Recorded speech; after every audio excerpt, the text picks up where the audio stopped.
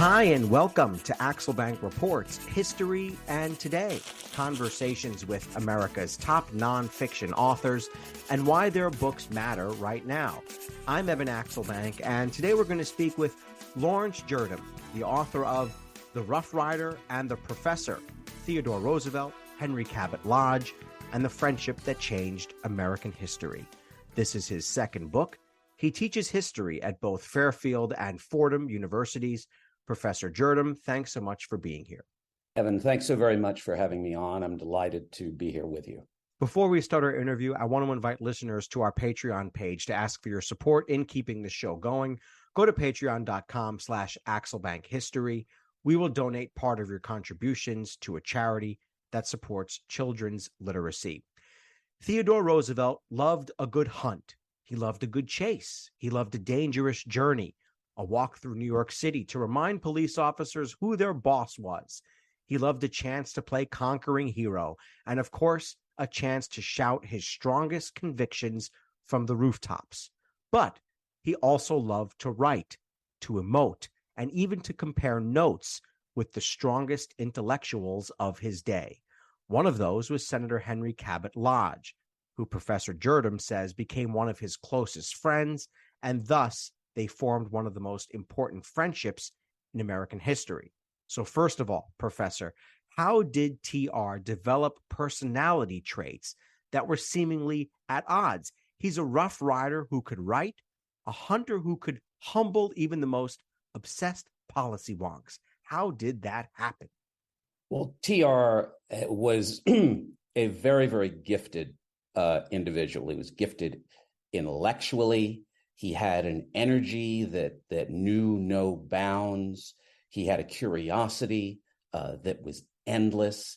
He had this ebullience about everything that made him go 100 miles an hour all the time. There's a story that when he was at Harvard, Roosevelt would not walk from one class to the next. He would run. He would sprint. And he was always going 100 miles an hour and tried to essentially enjoy life to the most extent possible. A lot of this came from his father, TR Sr., who Theodore was very, very close to. And his father always said to TR, quote, get action, meaning always be moving, always be doing something. He said, man was not made to be an oyster, meaning one was not made to sort of be introverted or be living within themselves, but to be out there and doing whatever was necessary to be as successful and contribute as much to society as possible. And when you read about TR, you find yourself saying, at least I do, how did you squeeze this much time out of a 24-hour day? What did you find about his ability to transition from, let's say, hunting and collecting birds and stamp collecting and all these other things, and to be able to do all that and still find time to write books and to think as deeply as he did? How did he do that? How did he get so much time out of the day? Well, I mean, when you have a photographic memory and an audiographic memory, and you can read 3 books in one day, and then say 8 or 10 years later, pull a passage from page 47 of some obscure book on history, that's how you get so much done. And of course, again, I keep going back to that energy. His good friend, the ambassador from Britain to the United States, Cecil Spring Rice, said once, quote, you have to understand the president is about 6.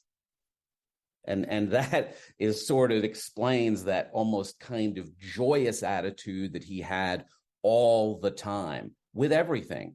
But of course, Roosevelt, that temperament, as we know, could also be very unpredictable. It got him in trouble from time to time. He said exactly what he thought, which in politics is not always a good thing. But Roosevelt said basically he was an open book.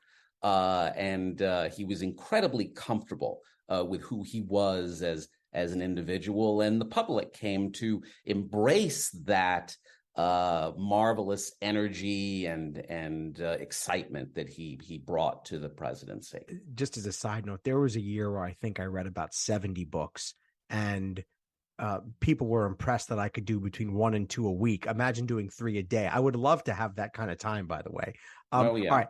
Anyway, Henry Cabot Lodge, he's been discussed in many books about Teddy Roosevelt, including dozens of pages of discussion in one of the most prominent biographers' books of Teddy Roosevelt. So when and how did you realize that we needed an entire book dedicated to exploring this friendship, which has been mentioned in many other histories? Yeah, I was fascinated. During COVID, we were all locked down, and I was sitting at home. I was teaching remotely, and I'd always wanted to write a commercial book. I had written a previous book, which was primarily of an academic nature, and I thought to myself, what would be really interesting to write about? And I'm someone who loves writing about presidents. Ever since I was a young child, I adored presidents. I remembered I had a really large blue pencil sharpener, one of these old pencil sharpeners, and they had all the presidents on them. And, that was I was a complete presidential geek. And I found myself sitting around thinking, well, what could be done that would be really interesting? And I always loved friendships and relationships and camaraderie among men. And I thought, I had read about Henry Cabot Lodge. I had read many of the books that you talked about that were related to Roosevelt, and Lodge was in there. And I found myself fascinated. I was like, why hasn't there been a book written about the relationship between Theodore Roosevelt and Henry Cabot Lodge? And I was going through Edmund Morris's first volume, The Rise of Theodore Roosevelt. Those books, by the way, are just incredibly good. Yeah. And what's so good about them, not only is Morris an extraordinary stylist, his research is incredible. And when you look at the notes that he has, there was a note when he wrote about Lodge. He mentioned a book which had been written back in the 40s, and the title now escapes me. But I looked at it, and it was a book that made the argument that Henry Cabot Lodge had been very, very responsible in helping Roosevelt get to the presidency. And Morris talks about this. And I thought, God, that's fascinating. I said, I've never heard about that. And it's this very obscure book. It was called The President Makers. And I've forgotten the name of the gentleman who wrote it. But there's a whole section in it about Lodge and TR. And I thought, wow, that's really, really interesting. So I started researching, and I found there was this incredible series of correspondence, 2,500 letters that the two of them wrote between 1884, when they first met, and 1919, when TR passed away. And in these letters, which were extraordinarily revealing, Roosevelt and Lodge essentially talked to one another as frankly as any two people could talk to one another. They admitted who they didn't like. They could say things about individuals, including a president of the United States that was terribly uncomplimentary. Several presidents of the United States, in fact, which were uncomplimentary. They talked about strategy. They talked about Lodge talked about his dreams of Roosevelt becoming president. Just a fascinating plethora of ideas and impressions. And I thought this could make a really interesting book, because also the two men, while being similar, were also very, very different.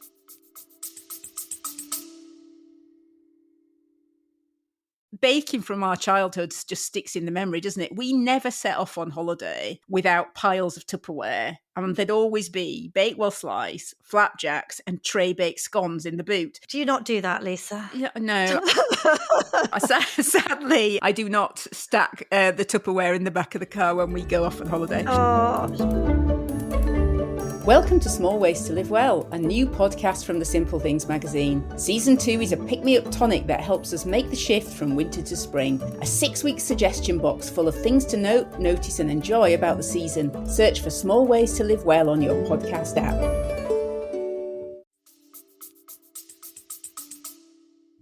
And we're going to get into that in a second. It's interesting to me that we had so many children born during COVID, and we also had books born during COVID. Fascinating. A lot of my authors have come on the show have definitely said that they had COVID books. All right, so Henry Cabot Lodge, he's born in 1850 in Massachusetts. TR born in 1858 in New York City. What is in each of their backgrounds that hints at a potential match for a friendship? Well, they both grew up as children of privilege.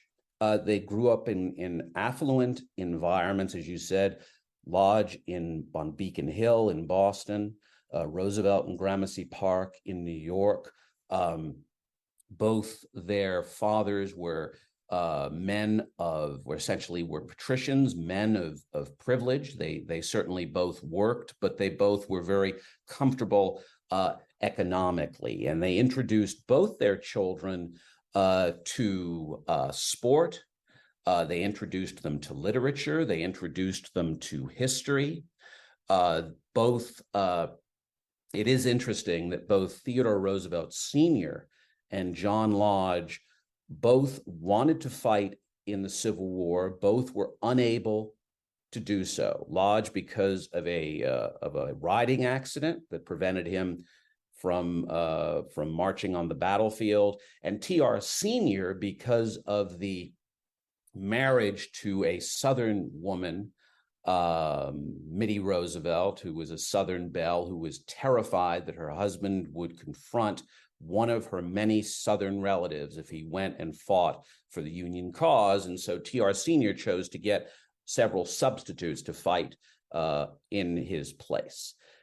And both young men grew up around the Civil War. It was tremendously important for both of them, even though neither were young enough to fight for the Union. But it was a war that really shaped them. For Roosevelt, as we know, war and serving one's country on the battlefield was one of the most important things in proving one's manhood, one's courage, one's character. Lodge very much believed the same thing. They grew up reading these incredible adventure stories of James Fenimore Cooper, Sir Walter Scott, and they really believed that courage and gallantry and honor were really the coin of the realm. Do you think that fed their belief in American exceptionalism?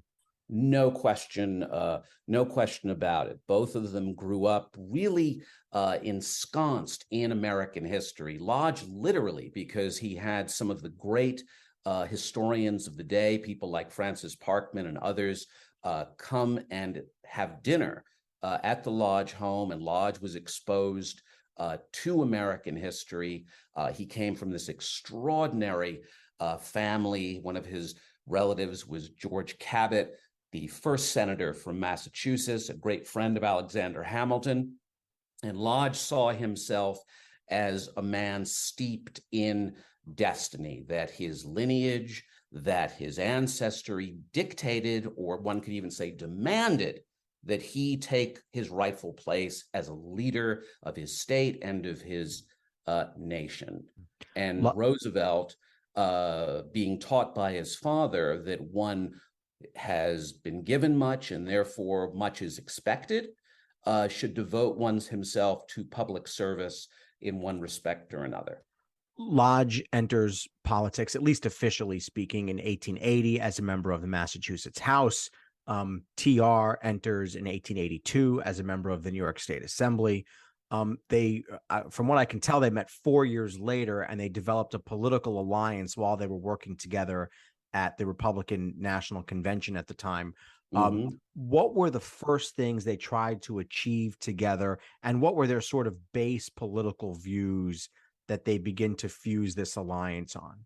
Well, they both started out as, one could say, liberal Republicans. They were both patricians. They were both from the East.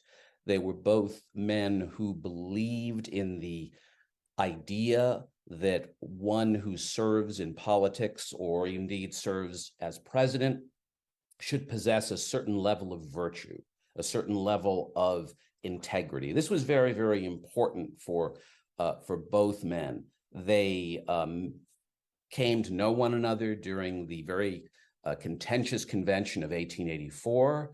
The nominee of the convention that year was a gentleman by the name of James G. Blaine, a very charismatic Maine politician who had been Secretary of State, U.S. Senator, Speaker of the House, very capable man, tremendous speech maker, but he had become enmeshed in the credit mobiliare scandal, the great railroad scandal of the Gilded Age that had tarred many different politicians as suspicious of the idea, who had taken kickbacks from the railroad industry.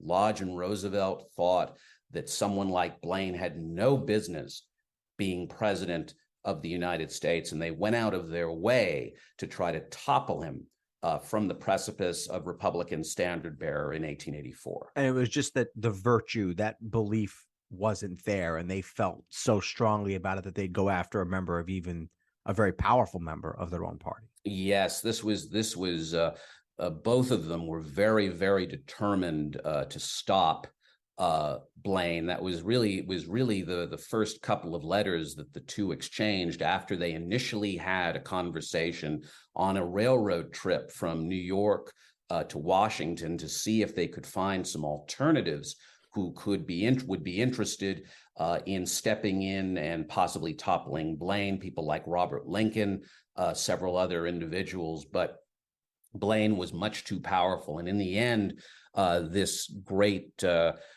campaign to sort of create a hostile coup within the Republican Party failed. And it subsequently took both Lodge and Roosevelt down with it. Indeed, Lodge was ostracized socially by all of these great friends he once had on Beacon Hill, men like him who were liberal Republicans, but were very, very unhappy that Lodge had decided to keep a commitment to supporting the Republican nominee that year, even though he thought Blaine was an embarrassment. It's interesting to me that that Lodge is 8 years older than TR, but clearly there was something that Lodge sensed he sort of needed and could kind of cultivate in Teddy Roosevelt. So I'm wondering if it's sort of based in the presentation abilities of the two men. TR, obviously known, I mean, great speaker may not be the word for it, right? Like a force of nature on stage, whereas Lodge wasn't a force of nature on stage. Was he aware that he would need someone, even though he was younger and less accomplished at that point, like TR, to advance his own issues, to sort of be the vehicle for that? Well, I think for whatever reason, Lodge believed that Roosevelt, to use the old FDR phrase, had a rendezvous with destiny. Mm-hmm. Lodge sat with Roosevelt on that train trip from New York to Washington and was just fascinated. Even in somebody 8 years his junior. He loved Lodge's, he loved Roosevelt's excitement, his energy, his intellect. And in a way, perhaps you're probably right, because Roosevelt possessed so many qualities that Lodge just didn't have. Lodge was a terrible speaker. In fact, one person described his speaking style as being like the tearing of a bedsheet. And Lodge himself actually described his own voice as sounding like a drill in a dentist's office. And in fact, if you listen to Henry Cabot Lodge, and you can actually find a clip of him online. Oh, I should have done that. It really does sound like a drill that's going like that. You know, he just would talk like that. And Roosevelt, of course, had a very high-pitched voice. He wasn't a great orator either, but there was something about Roosevelt that was just magnetic to Henry Cabot Lodge. And of course, they had so many things in common. So I once needed, and I love asking about sources, by the way. You alluded to some of this, but I love asking more deeply about the sources authors use. I once needed a paper that, a document, I guess, a diary that had been written by, I think it was, I don't remember who it was by, but it was by someone in the Roosevelt family, and he needed it for a project in a story I was working on. And I got in touch with the Dickinson Library in North Dakota, and they had the document I needed, and they even had a transcription of the document typed and printed out. And I was so relieved because I'm not a great reader of handwriting, and particularly from a different era, it's even more difficult. And if you're reading my handwriting, you definitely don't know what the heck it says. So were the letters that you looked at, were they transcribed, or did you have to go through piece by piece and decode each and every letter and dash and punctuation mark and everything else? Well, it's wonderful that you're asking me this question, because that was something that I literally had to deal with. Henry Cabot Lodge's I'm so handwriting sorry. is completely illegible. It is horrible. It is just the worst. I was looking at an old letter, and I actually kind of blew it up because I just wanted to take a quick look at it, look at his penmanship. And all I could think about is, gee whiz, did I really spend 6 to 7 hours every day looking at this illegible stuff? And to your point about the wonderful folks at Dickinson University who I relied on, I was very fortunate that there were a number of people there who were very gifted at reading Lodge's handwriting, and we were able to transcribe some of these letters for me. Is that where a lot of his letters are now, I guess, because of the TR stuff, or did you have to go elsewhere to find them? I primarily used a collection that is at the Massachusetts Historical Society in Boston. Yeah. That's where the Lodge papers are. They happen to have all of these Lodge Roosevelt correspondence. TR's handwriting is actually fairly easy to read. It's not terribly difficult. So that was not the problem on that end. But Lodge's, oh my God. What was the coolest artifact you came across? What made you say, wow, I can't believe I'm either holding this or looking at this?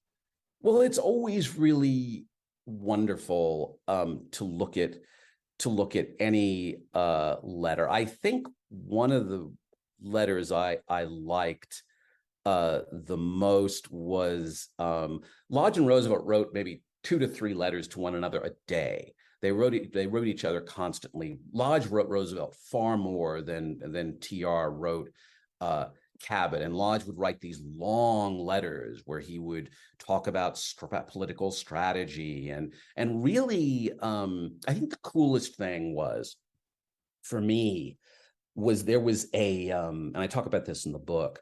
One of the things that happens in the White House is the relationship between Roosevelt and Lodge shifts. Roosevelt is no longer dependent on Cabot to help him at every turn. And I found a letter where Cabot, who was always asking for favors from TR, mainly from a patronage point of view to help various constituents in Massachusetts, wrote Roosevelt a note about the 200th anniversary of the city of Brookline. And he requested TR to write a proclamation declaring, a typical presidential type of thing that Lodge could then present to the mayor. In fact, Lodge wanted TR to go there and personally deliver this proclamation on the 200th anniversary of Brookline's birth. And Roosevelt wrote Lodge a letter that said, or he literally said, "My dear man, please do not submit something like this to me ever again. I have dozens of people doing this. I don't need to have it coming from you." And Lodge, I thought to myself, my God, this is great, because you really will get to see that tension that's kind of developing between the two, that TR is just kind of tired of getting these requests. So Lodge writes back and he says, "Oh, I was just kidding." Lodge had no sense of humor. He was not kidding. He knew he had overstepped and didn't want to alienate Roosevelt by pushing him even further. How, from your perspective, how hard was it to write about somebody and two somebodies who have been the subject of millions of words already? Did you feel additional pressure to really be fresh and to really contribute something new to the scholarship? Well, I always, whenever I embark on any project, I always look at is there a void? Is there a hole that needs to be filled? And I thought to myself, nobody has written about this relationship before. There was a very, very good book in the 1950s, a biography of Lodge that had been written by a Columbia historian named John Garrity, a book that I must say I never could have written my book without that book, because it was one of the few books where Garrity actually got permission to look at Lodge's papers.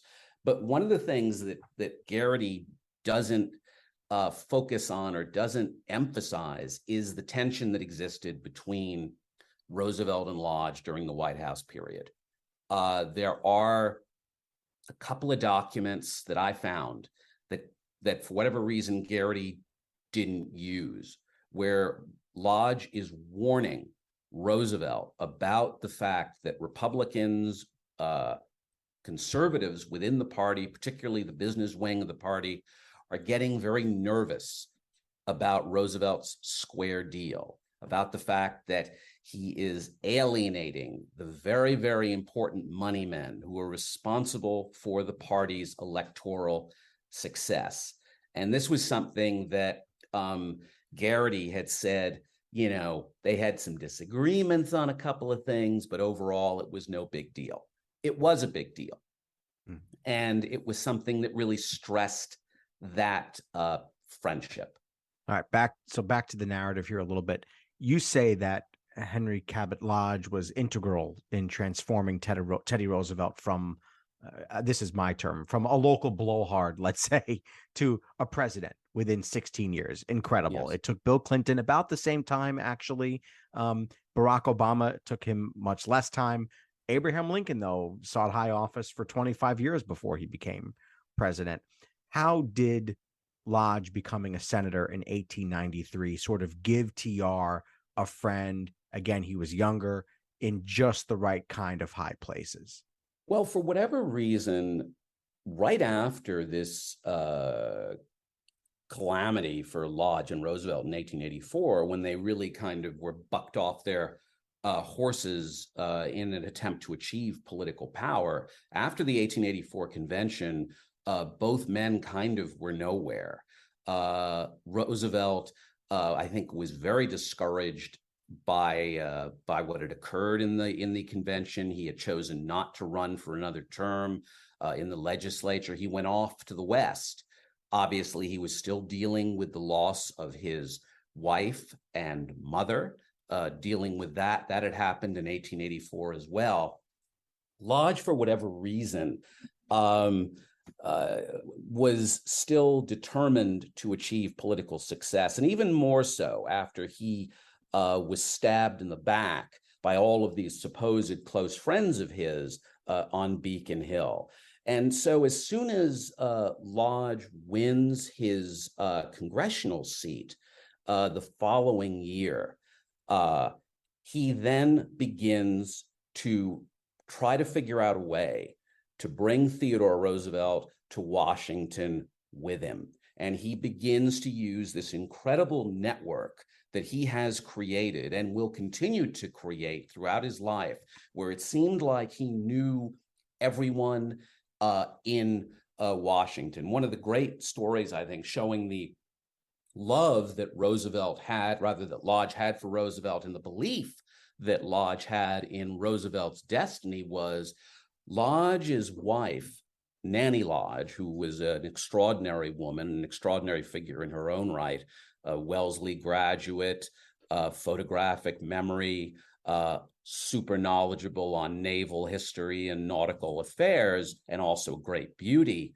finds herself approached by James Blaine after he becomes Secretary of State under Benjamin Harrison. And he says, I'm looking for a young man who I could bring in as my undersecretary, somebody who's educated, speaks several languages, is interested in the world, has a good sense of international affairs. And of course, she immediately thinks, well, Theodore Roosevelt is the perfect figure for this. So Henry Cabot Lodge essentially crawls on his hands and knees to James Blaine, his great nemesis, somebody who he cannot stand, and says, would you be willing to bring Theodore onto your staff? Now that's devotion. Blaine, of course, says, well, there's no way I'm going to do that because I think I didn't forget.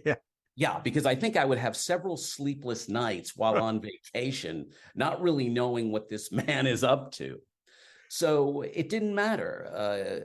Lodge kept going. Eventually, he got Roosevelt a job in the Harrison administration.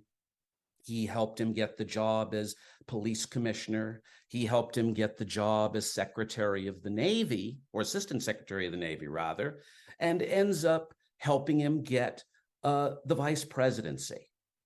That's a nice friend. Oh, yeah. Yeah. Give us a bit. Lodge was determined to keep Roosevelt within the political sphere. Give us a bit of a primer here on 1890s history. One of the things you said in our correspondence as we introduced each other to tape this episode was that the events of the 1890s, and particularly of the Republican Party, are mirroring, are sort of echoing today.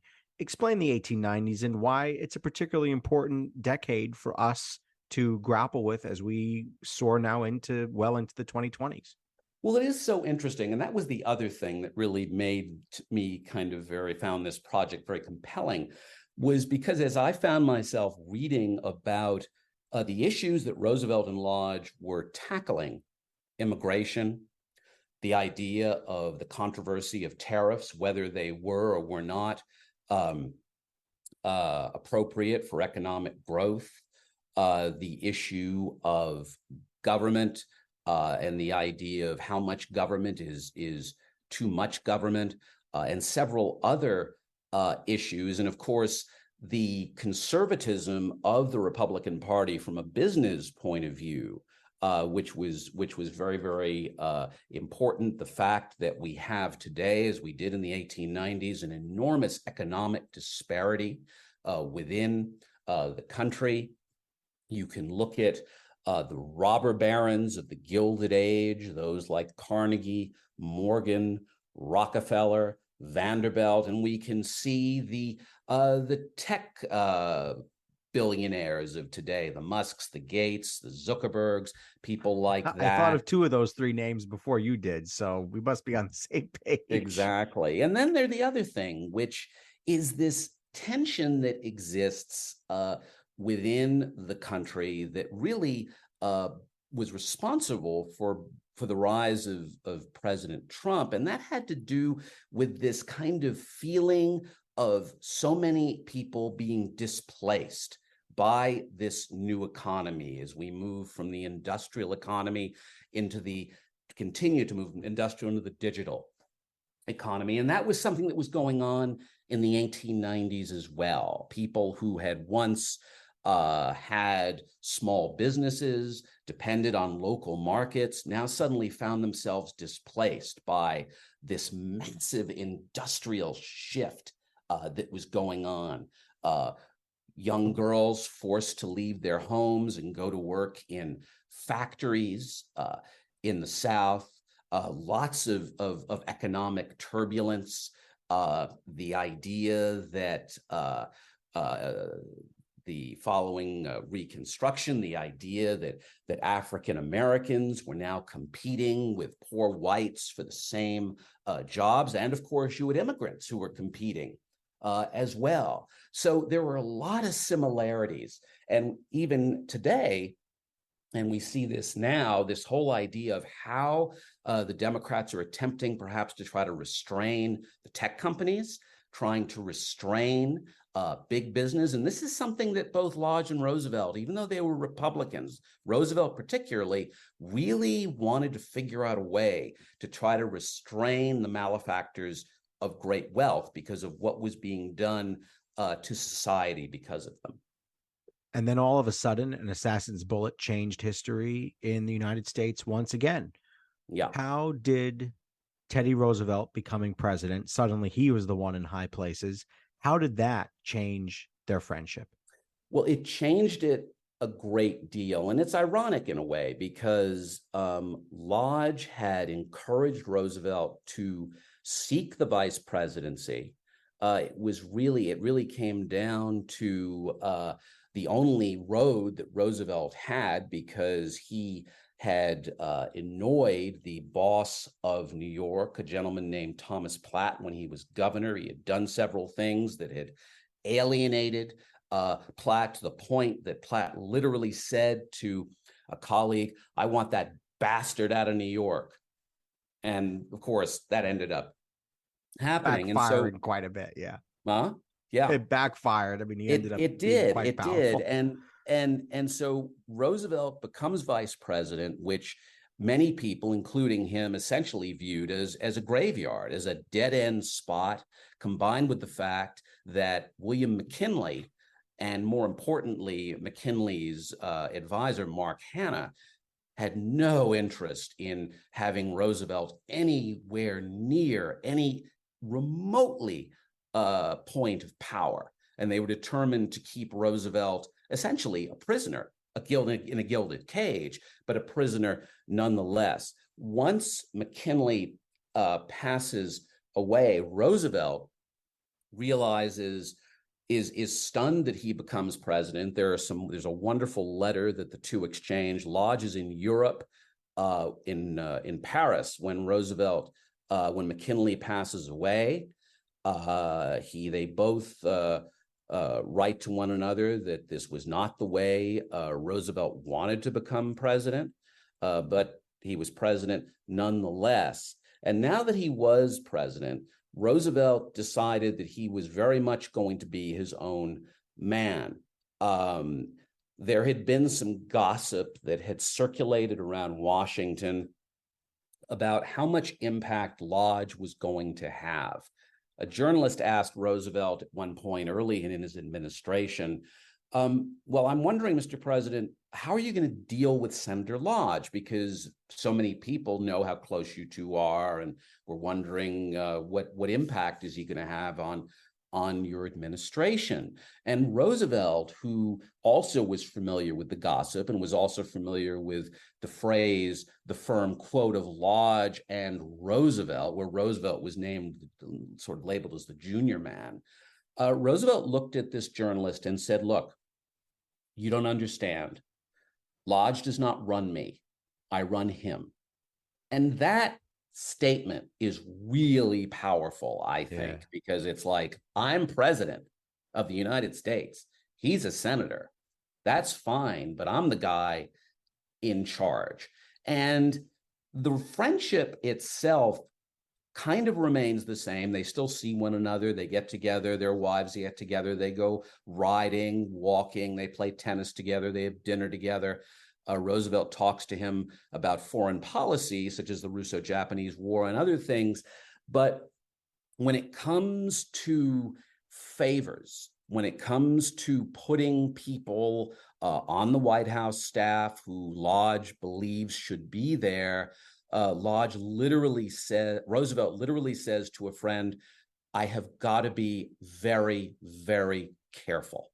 I can't give the impression that Lodge is somehow manipulating me." Of course, the media, which, as we know still today, one has no control over, wrote a very large article one Sunday where they declared Henry Cabot Lodge, it was in the Boston Globe, they declared Henry Cabot Lodge the king of Washington.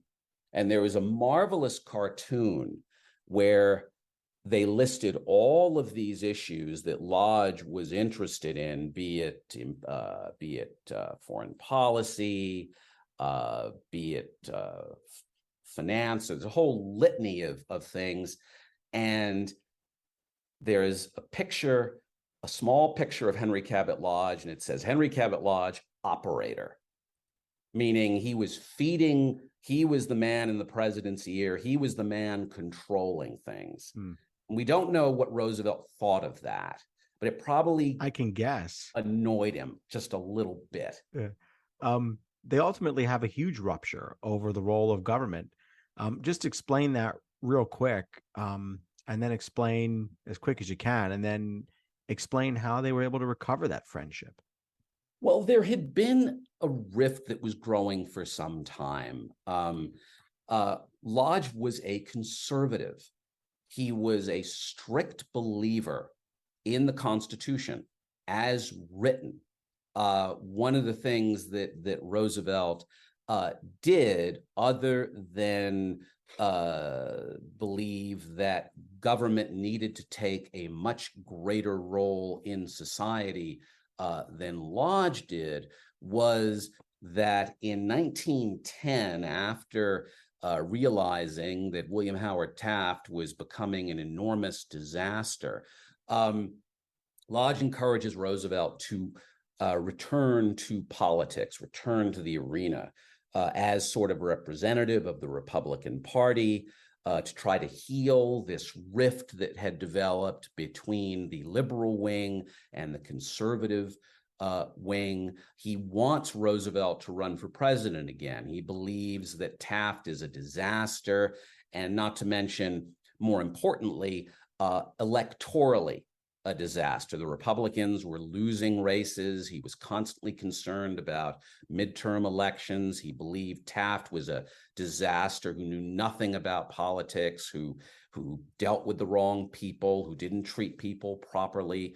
Politics didn't seem to be in Taft's DNA, and that really bothered Henry Cabot Lodge. And so he encouraged Roosevelt to seek the presidency in a primary battle against William Howard Taft. Roosevelt initially had no interest in returning to politics, but Lodge was very good at, and had always been very good at, whispering in Theodore Roosevelt's ear, brushing his ego, saying, "You've got to come back. The people want you to come back. They're desperate for you to come back." So Roosevelt comes back, but he comes back as a far, far more progressive figure than he ever was before. And he gets up and starts making speeches.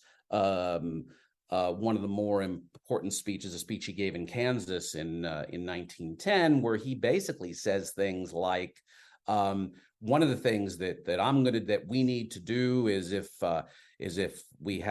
there's a judge who makes a law that you don't like, feel free to recall him and vote him out. Well, this, of course, drove Lodge completely crazy. Roosevelt's belief that the government had the right to one's private property in an emergency, that drove him a little bit nuts as well. And when Roosevelt begins this primary battle against William Howard Taft, and primaries were still very, very new, bosses still controlled politics, essentially. During this very tumultuous campaign between Taft, Roosevelt, and fighting Robert La Follette, at least briefly, the senator from Wisconsin, Lodge says publicly he will not support Theodore Roosevelt for president. Earlier, he had written Roosevelt a very, very strong and heartbreaking note where he said, "You have hurt me more than anyone has ever had. I thought I knew you. I thought I knew the way you thought. I obviously was completely wrong."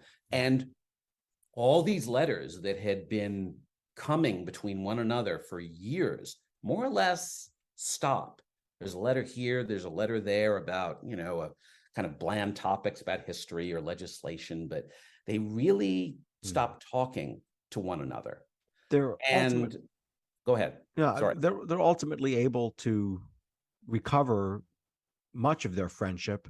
It sort of reminded me of John Adams and Thomas Jefferson. Did that comparison ever strike you?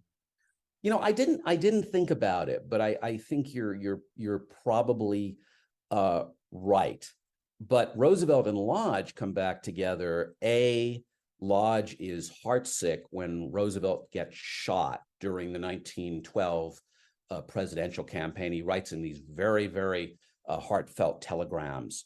And Roosevelt basically, while Lodge never formally apologized to him, even though there was a letter earlier where he said, well, I think I might have been a little too harsh in my criticism of you.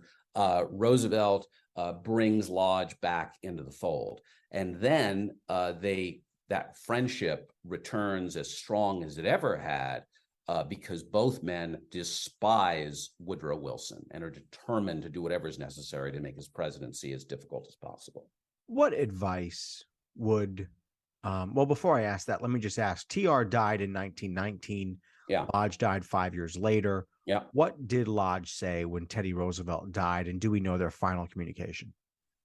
Well, they had Roosevelt had been quite sick. He'd been up in New York and had been ill. He had several operations, and it was actually Corinne Roosevelt Robinson, Roosevelt's sister, who had reached out to Lodge and said, you need to come up and see Theodore. He's very, very ill. Lodge had known this, but had been very busy in the Senate and had not been able to get up. They had a visit together. We don't really know what was said, but the two of them sat in Roosevelt's hospital room and probably chatted about all of the things that had brought them together in the first place: politics and history and literature and the latest books and latest political gossip. I don't really know what their last communications were. Lodge did write several days after he visited with TR. He said how much he enjoyed it, how much he was sorry that his friend was ill, and he really looked forward to getting together again to have more conversations. And of course, they never did. What advice would Teddy Roosevelt and Henry Cabot Lodge give to people today who have long friendships that inevitably come under strain? Well, it's I don't know what they would say. I guess they came back together because of a common enemy, because of someone they believed was out to destroy. That might happen today too also. Yeah, I don't know. But I think each had a little bit. Certainly Roosevelt had a little bit of empathy for Henry Cabot Lodge. They after the 1912 campaign, Lodge was at Roosevelt's daughter's wedding, Edith Roosevelt, and he was the only person, really one of the few political people there, at least of one of the few political people that Roosevelt had once been friends with. Elihu Root, who Roosevelt had once been great friends with, was not there. They had a falling out over 1912. Of course, William Howard Taft, who Roosevelt had once been a dear friend with, was not there. And Roosevelt even said, he said, Lodge did what he had to do. I understand that. I do not understand Elihu Root, why he behaved the way he did. I think he looked at Lodge as someone who, at the end of the day, was a politician, was representing a constituency, was representing the Republican Party, and he forgave him. Edith Roosevelt never did. Edith Roosevelt used to have nightmares about Elihu Root in the 1912 campaign and Henry Cabot Lodge. She was livid that Henry Cabot Lodge, who she adored, betrayed her husband in the way he did. Is there a current political friendship that echoes of TR and Henry Cabot Lodge? The only friendship I can think of, and there was never a falling out, but perhaps James Baker and George H.W. Bush. Mm-hmm. That's a friendship that goes way back and obviously continued all the way up to President Bush's passing several years ago. So you're a professor at Fairfield and Fordham University. I know Fordham pretty darn well. I'm near the Bronx campus, which is where I'm from, at least, and I live in Tampa now. But I also knew the West Side campus because that's near where I went to high school. So I'm just curious, what is the state of higher education today? How do you like teaching? I think that to be honest with you, I think it's in big trouble. I think it's in big trouble because you have too many PhDs. There are not enough positions. The administration of most universities feel that it is economically more feasible to hire contract adjuncts, and I happen to be one, rather than fill the position with tenured professors. And that's a big problem because adjuncts do not have, they don't have benefits. The salaries are very meager, and they're teaching most of the classes at many of these universities. And that's why you've had so many strikes across the nation, is because so many people are unhappy with the current state of employment. How do you help the students? How do you keep the focus on the students? And what's it like going back and forth between two schools and teaching and making sure that the students are the ones benefiting and getting the most out of their experience? Well, I love American history. I think to teach American history today is difficult because obviously one has to be careful of what they say. We've seen too many occasions where a professor has said this or done that, and they've ended up out of a job. But I think if you explain clearly to students what you mean, if you make arguments that are valid, if you're thoughtful, if you try to look at both sides of the street, so to speak, and you're informative and you essentially are clear, and you don't sort of say things, let something come flying out of your mouth that you can't explain and they can't explain. I think it's okay. Academic freedom is the most important thing, but I think at the end of the day, you have to be very, very sensitive about these ideas that you're communicating.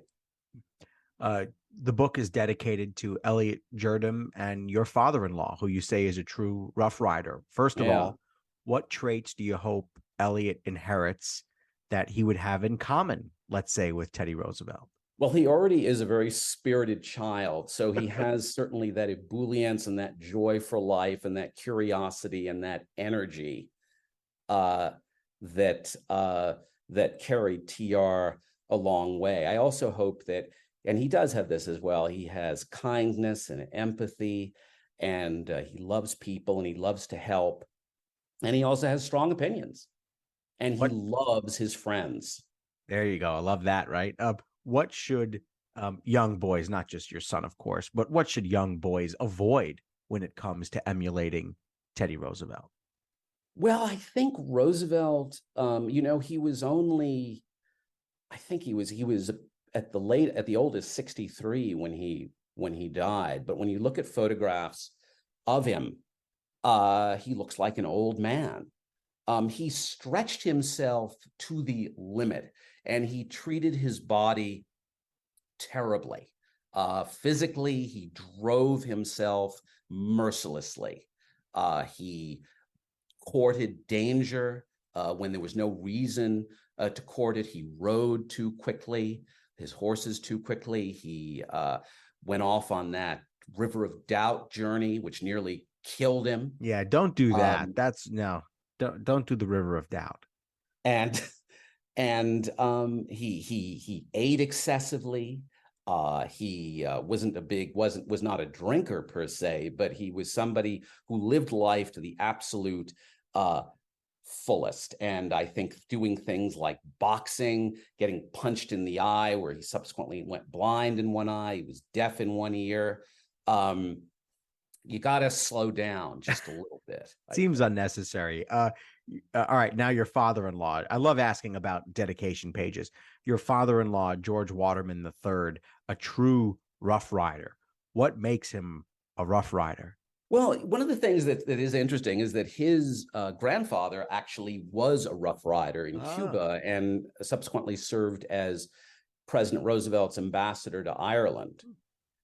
And my father-in-law is very much like TR. He played football at Harvard. He was a celebrated football player. He's somebody who loves life, who loves every minute. He's curious about everything: art, history, music, literature. He's a great reader. He's got a marvelous sense of humor. He's kind. He's got a great deal of warmth and is very empathetic, and is a joy to be around. And in that respect, he's very much a character, just like TR was. Awesome. All right. I may not be allowed to ask this question, but I'm going to anyway. Well, I am. It's my show. Are you thinking about doing another book? Yes, I'm considering writing a book about the formative years of Dwight Eisenhower. All right. Yeah, something that's never really been, in a single volume anyway, never really been written about. Interesting. But we'll see if that comes to fruition or not. There you go. Professor Laurence Jurdem, the author of The Rough Rider and the Professor, Theodore Roosevelt, Henry Cabot Lodge, and the Friendship That Changed American History. Thank you so much for joining us. Evan, it was a real pleasure. Thanks for having me on. Check out the book. Check out his website, laurensjurdem.com. He's on Twitter at @LJurdem. I want to invite listeners to our Patreon page to ask for your support in keeping the show going. Go to patreon.com/AxelBankHistory. We will donate part of your contributions to a charity for children's literacy. And thank you for listening to Axelbank Reports History and Today, conversations with America's top nonfiction authors and why their books matter right now. Check us out on Facebook, Twitter, and Instagram at Axelbank History. We update those with clips from the show, guest announcements, and book recommendations. See you next time. Thanks.